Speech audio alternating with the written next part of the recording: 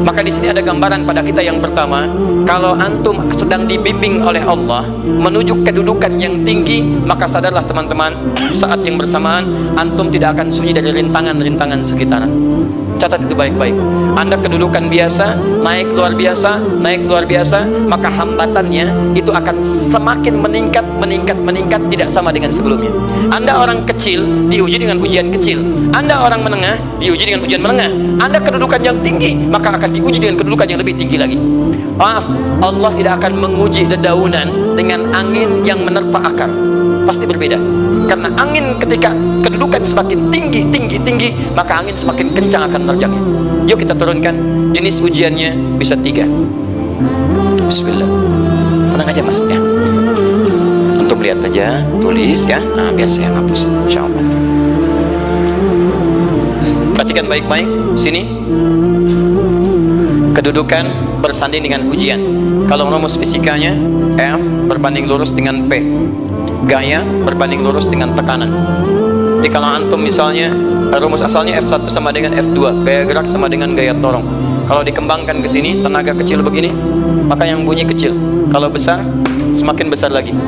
Nah, memahami rumus ini, F sama dengan P. F berbanding lurus dengan tekanan. Ada gaya tekanan juga yang cukup kuat. Ketika antum pukul kencang, suara kencang, tapi ini lebih sakit kan? Tekanannya lebih kuat. Itu agak berbeda. Itu dalam persepsi positif. Dalam persepsi negatif juga bisa. Gaya berbanding lurus dengan tekanan. Semakin orang banyak gaya, semakin tertekan hidupnya. Ya. Tanya. Sekarang lihat sini. Rumus ini kalau kita turunkan lewat ayat, am hasibtum an tadkhulul jannata. Apakah Anda akan duga begitu mudah masuk surga? Walamma ya'tikum mathalul ladzina khalau min qablikum. Sementara Allah belum menguji Anda seperti orang dulu yang dijamin surga mendapati ujian. Apa jenis ujiannya? Ini manhaj hidup kita dan kita berhenti di sini. Maaf, saya mungkin hanya 5 ayat dulu untuk hari ini ya. Masat humul ba'sa. Ujian pertama disebut dengan ba'sun. Jamaknya ba'sa. Ba'sa. Ini masih ringan. Bisa jarang ke masjid, sekarang mulai ke masjid. Begitu antum ke masjid, Allah kasih ujian sesuai dengan kadar niat antum. Kasih ujian gerimis. Ke masjid gak? Itu ba'san. Begitu antum ke masjid, orang Arab katakan, nazil matar, turun hujan. La ba's, la ba'sa, la ba'sa. Gak ada masalah. La ba'sa, tidak ada masalah. Serap ke dalam bahasa Indonesia lewat labas. Labas lewat, ringan. Berarti kalau antum diuji dengan yang ringan, maka antum kadarnya masih ringan, akan dinaikkan kepada yang menengah. Akan yang menengah. Hati-hati betul. Kalau antum belum lulus yang di sini, maka antum akan terus sampai di sini, sampai lulus di sini. Sampai lulus. Antum mau berangkat ke masjid gerimis bisa. Tiba-tiba nggak jadi di rumah. Istri antum mengatakan, "Pak, kok nggak ke masjid? Hujan mah kan cuman gerimis, takut ria, masya Allah." Padahal antum misalnya belum kuat untuk berangkat, maka antum akan terus diuji di sini. Lihat rumusnya, Quran surah kedua ayat 286. La yukallifullahu nafsan illa. Allah tidak akan pernah menguji seorang hamba di luar kadar kemampuannya. Jadi kalau antum masih ujian yang ringan, antum diberikan yang ringan. Antum naik menengah, diberikan yang menengah. Antum naik lagi level tinggi, diberikan ujian yang berat. Menengahnya disebut dengan darrun. Waddarra, dari ba'sun jadi darrun. Jamaknya darra. Sudah menyakiti fisik, kena fisik, sudah melukai, hujannya makin deras. Ya, kalau dalam kehidupan yang ini mungkin celaan biasa. Duh, sudah berubah ya, masya Allah. Sekarang jilbabnya sudah panjang, masya Allah. Duh, semakin panjang ya, yang ingin Batman ya, masya Allah, udah banyak. Begitu sudah mulai pakai cadar ninja, oh masya Allah. Dorna, sudah nggak enak ke fisik. Dornun. Lihat rumusnya ya, lihat rumusnya baik-baik. Ini lebih menenangkan pada jiwa. Ketika Anda dalam level-level seperti ini artinya Allah sedang menaikkan iman Anda dalam level yang lebih tinggi lagi. Jadi ketika ada celaan menghunjam dalam lisan seseorang, sudah mulai menyakiti, itu sebetulnya pengakuan dari Allah lewat lisan orang itu bahwa Anda sedang diangkat keimanan pada tingkat yang lebih tinggi. Ada yang mengatakan, kamu kenapa sih pakai jilbab begitu? Yang biasa aja kali. Mah, yang iman biasa sudah banyak. Saya ingin menampilkan keimanan yang luar biasa, supaya dengan iman itu saya lebih mendoakan mama. Saya menampakkan amalan-amalan, mudah-mudahan pahalanya bisa buat mama. Masuk dengan bahasa yang baik. Masya Allah. Jadi kalau antum bisa melawan hal-hal demikian dengan bahasa yang indah, itu nyaman kepada jiwa. Kadang-kadang ada kalimat-kalimat yang tidak perlu pakai dalil, teman-teman sekalian. Kembalikan ke sini. Terakhir, wazulzilu zilzal. Zulzilu zilzal, gempa, goyang. Ada ujian yang bisa menggoyangkan diri kita, membuat gempa hati kita. Antum sudah nggak kuat, kadang-kadang jalan sempoyongan, padahal nggak ada gempa di luar, cuman hati kita kayak kena goncangan. Diserang sana, serang sini, nggak bisa tidur, nggak bisa makan, tawarin ini susah, itu susah. Wazulzilu, bahkan hatta yaqula Rasul walladzina amanu ma'ahu mata nasrullah. Sampai-sampai Rasul SAW, bahkan orang-orang beriman, bahkan yang setelahnya bisa mengatakan, kapan ini berakhir? Akan tiba masa Anda mengalami satu situasi sampai Anda mengatakan, kapan berakhirnya yang seperti ini? Serang, serang, serang. Perhatikan, jika Anda berada pada level ini, saya ucapkan selamat kepada Anda, karena Anda akan diangkat pada kedudukan yang tertinggi di antara sekian ujian yang ada. Zilzal. Artinya Allah akan naikkan Anda pada derajat yang tinggi. Karena hukum ujian tadi, la yukallifullahu nafsan illa wus'aha. Allah nggak akan menguji seorang hamba di luar batas kemampuannya. Jadi kalau Anda sudah dipandang oleh Allah siap menerima yang ini, maka Anda akan diberikan zilzal. Kalau Anda nggak mampu, Anda hanya akan diberikan darra atau ba'sun. Dimohon maaf kalau di antara jamaah yang hadir saat ini Anda merasa sedang punya masalah yang berat, membuat hati Anda goyah. Saya ucapkan pada Anda, dari sekian hamba Allah yang ada di muka bumi, cuman Anda yang diberikan itu. Artinya Allah akan mengangkat derajat Anda. Ayo bahagia dan yakinlah, bukan orang lain yang dititipkan, Anda yang diberikan. Allah percaya pada Anda, kenapa Anda tidak yakin? Bukan orang lain. Jadi mustahil Allah memberikan ujian berat kalau Anda nggak sanggup, karena cuma Anda yang sanggup, Anda yang dikasih. Makanya jangan mengeluh, jangan katakan ya Allah kenapa saya, ya Allah, why me? Kata Allah, why not? Kamu yang bisa, yang lain tidak. Dan tanpa harus Anda menuliskan status, memang cuma saya yang sanggup. Oh Masya Allah, gak usah. Sadari, kalau bukan saya, Allah itu punya sifat adil, gak mungkin menukar sesuatu di luar kadarnya. Antum tahu cicak? Halo? Jangan katakan wallahu alam, cicak. Cicak, baik. Bagaimana aktivitasnya? Merayap. Di mana? Dinding. Apa makanannya? Nyamuk. Nyamuk bagaimana aktivitasnya? Terbang. Pertanyaan saya, di mana keadilan Allah menjadikan makhluk yang merayap makanannya terbang? Kalau nyamuk masuk kategori pertama tadi, pintar dan tahu dirinya pintar, jadi mainan cicak. Cicak, ayo tangkap. Cicaknya cuma merayap, dianya terbang. Beruntungnya nggak ada nyamuk yang jenius. Tapi yang paling hebat, perhatikan bagaimana lisan orang tua kita menanamkan kalimat-kalimat untuk menanamkan tauhidullah subhanahu wa ta'ala. Cicak diam merayap. Perhatikan, yang Allah tuntut pada cicak, merayap kamu, walaupun cuma diam-diam. Lihat baik-baik, diam-diam merayap. Datang seekor, Masya Allah, ketika dia merayap, nyamuk datang. Lihat, bukan cicak mendatangi nyamuk, tapi nyamuk mendatangi cicak. Kalau cicak tidak merayap, mustahil nyamuknya datang. Allah hanya tunjukkan kamu merayap ya, nyamuk datang. Sekalipun dia merayap cuman diam-diam, nyamuknya datang. Jadi hukum Allah itu kalau dipatuhi, nikmat kehidupan. Cicak gak merayap, nyamuk gak datang. Cicak merayap, nyamuk datang. Datang seekor nyamuk. Setelah itu, silahkan. Jadi kalau kita teman-teman ikuti hukum Allah, mau berat, alhamdulillah, mau ringan, alhamdulillah, ya mau sedang, alhamdulillah. Begitu diangkat, artinya ada pengakuan dari Allah, iman kita akan diangkat. Cuman bahasa Nabi Ya'qub alaihissalam kepada Yusuf alaihissalam, mesti ada persiapan dalam mengatasi itu semua. Tidak cukup hanya mendiamkan saja. Maka kata Nabi Ya'qub, jangan kisahkan dulu, bikin dulu pemetaan untuk mudah mengatasi itu semua. Ini poinnya. Anda harus punya rencana.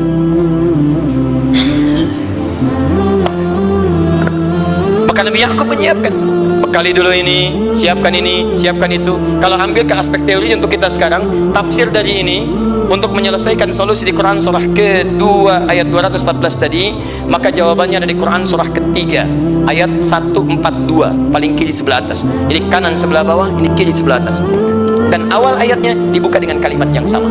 Perhatikan, Al-Baqarah ayat 214 kalimatnya menggunakan am hasibtum an tadkhulul jannah. Ali Imran 142 am hasibtum an tadkhulul jannah. Yang Al-Baqarah itu ujiannya, walamma ya'tikum mathalul ladzina khalau min qablikum masathumul ba'sa wad-dharra wazulzilu. Yang Ali Imran itu solusinya. Am hasibtum an tadkhulul jannata wa lamma ya'lamillahu alladhina jahadu minkum wa ya'lamas sabirin. Saya tutup sampai sini dulu. Teman-teman perhatikan, walamma, sedangkan Allah ya'lamillahu alladhina jahadu minkum, belum melihat kesungguhan Anda untuk mengatasi berbagai persoalan kehidupan itu. Kalimat jahadu akar katanya dari kata al-juhdu, serius, sungguh-sungguh. Jadi kalau persoalan Anda ingin segera selesai, Anda mesti serius. Hei yang sedang kuliah, kalau mau cepat selesai kuliahnya, serius belajarnya, pahami dengan baik. Kalau Anda nggak pernah serius, bagaimana bisa menyelesaikan pelajaran dengan baik? Hei yang sedang berumah tangga, kalau ingin baik rumah tangganya, serius dalam berumah tangga, keluarkan hukum-hukum Allah, terapkan dalam kehidupan rumah tangga, Anda akan mendapatkan manfaatnya. Hei yang sedang berbisnis, serius dengan pekerjaan, karena hanya orang serius yang bisa menghasilkan kekayaan-kekayaan yang terbaik. Serius dalam ibadah, karena ibadah melahirkan keberkahan dengan kekayaan yang Anda dapatkan dari titipan Allah Subhanahu wa Ta'ala. Ayo serius. Al-juhdu dibagi 3 bagian. 1, serius dalam merencanakan, disebut ijtihad namanya, bikin rencana. Misal, maaf, tadi dalam keluarga, kalau diambil kedudukan Yusuf alaihissalam, antum tempatkan itu pada porsi pertama sebagai target. Misal, Yusuf diberikan kedudukan oleh Allah. Bagaimana anak saya punya kedudukan walaupun tidak sama dengan Yusuf alaihissalam? Cari, rencanakan, buat pemetaan. Di masa depan anak saya mesti punya kedudukan. Apa? Kalau dalam kedokteran, kedudukan dokter yang terbaik. Kalau dalam bisnis, pengusaha yang terbaik. Misal, kalau dalam pemerintahan, jangan tanggung-tanggung, jadi presiden, jadi itu. Anda turunkan kemudian pendidikannya dari situ. Ijtihad direncanakan. Masuknya lewat sini, lewat sini, lewat sini, lewat sini. Seperti kemudian, maaf, Hannah dengan Imran rahimahumullah merencanakan hasil yang terbaik untuk Maryam, bahkan sejak dalam kandungan. Quran surah ketiga Ali Imran dari ayat 35 sampai 37, paling kiri pertengahan sampai bawah. Itu qalat imra'atu Imran rabbi inni nazartu, bahkan nazartu ma fi batni muharrara, saya bernazar anak saya yang lahir ini akan punya kedudukan dekat dengan Allah Subhanahu wa Ta'ala. Di sejak bayi direncanakan mau jadi apa. Setelah itu apa? Jihad. Jihad itu kesungguhan dalam mempraktekkan, mengaktualisasikan konsep yang sudah dibuat. Jangan sampai cuman berdoa tapi doanya tidak disandingkan dengan ikhtiar, gak nyambung. Makanya ketika lahir ada jihad, jihad dengan doa. Falamma wada'at saqalat rabbi inni wada'tuha untha, ayat 36-nya. Wallahu a'lamu bima wada'at wa laysa dzakaru kal untha. Lihat, wa inni sammaituha Maryam wa inni u'idzuha bika wa dzurriyyataha minasyaitonir rajim. Doa. Setelah berdoa apa? Teruskan bagian akhirnya ayat 37-nya. Maaf teman-teman, tidak cukup dengan doa. Karena Maryam masih dekat dengan Allah, punya kedudukan, dia mesti dirawat oleh orang yang paling saleh. Cari Nabi Zakaria, orang saleh, mesti merawat. Tempatnya masih netral dari keburukan, bikin mihrab.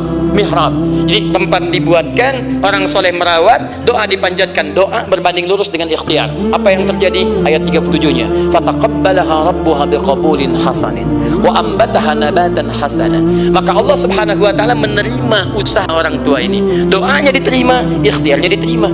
Jadi kalau antum mengambil ayat tadi, diterapkan dalam kehidupan, rencanakan teman-teman sekalian. Anak mau sekolah di mana? Mau jadi apa? Turunkan ke bawahnya. Oh, dia mau jadi dokter yang hafal Quran, turunkan pendidikannya di sini sampai paling kecilnya. Siapa gurunya yang dekat dengan Allah? Sekolahnya yang menjauhkan dari hal-hal keburukan, sampai satpamnya soleh, securitynya soleh, koperasinya orang-orang soleh, gurunya orang-orang soleh. Hadirkan. Kalau ikhtiarnya sudah nyambung dengan doa, maka fataqabbalallah, taqabbalaha rabbuha. Diterima Maryam atau diterima. Di kadang-kadang yang nggak nyambung nih begini, doanya nggak nyambung dengan ikhtiar, itu masalahnya. Ya Allah, mohon ya Rabb, jadikan anak saya rajin sholat, hafal Al-Quran, tapi ditempatkan di sekolah yang tidak pernah mengajarkan sholat, nggak nyambung. Ditempatkan di tempat yang tidak pernah mengajarkan Quran, tidak nyambung. Nggak ada kesamaan di situ. Maka Nabi Ya'qub alaihissalam memberikan gambaran kepada anaknya, nah, kamu akan punya kedudukan begini, hati-hati, setiap ada kedudukan akan ada rintangan, kamu harus punya rencana untuk merencanakan solusi-solusi terbaik untuk itu. Kemudian yang terakhir, ini yang paling hebat, mujahadah, perjuangan melawan emosi. Karena tidak sedikit tantangan itu, maaf, yang berat itu bukan menghadapi fisiknya, tapi menghadapi diri kita sendiri. Mau ke masjid, malas, itu yang susah dihadapi dibandingkan dengan hujan. Hujan ada payung, malas mau pakai apa? Maaf, menurun, semangat turun, malas datang, kecewa datang, pesimis datang, lawan, namanya mujahadah.